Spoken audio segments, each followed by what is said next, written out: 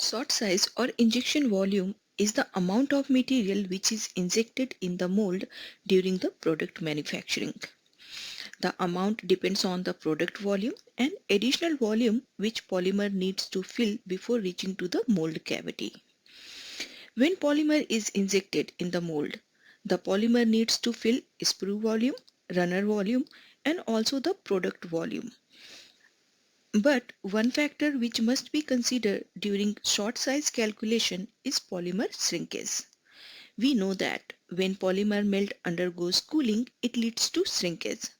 So when calculating short size, we also need to take polymer shrinkage in the calculation.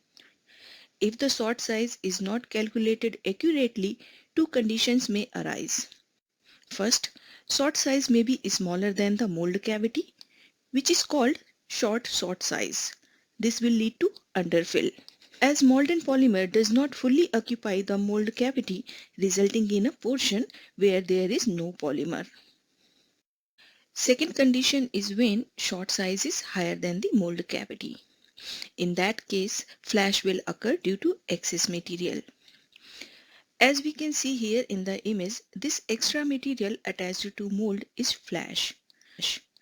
Flash can also occur when the mold is not clamped together with enough force, which allows the polymer melt to seep through. Other than higher short size and clamped force, excessive injection pressure may also lead to flashing. Therefore, short size should be carefully calculated. The ideal short size or injection volume will include sprue volume, runner volume, product volume plus polymer shrinkage.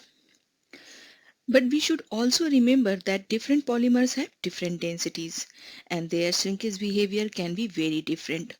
So one short size cannot be used for all type of polymers.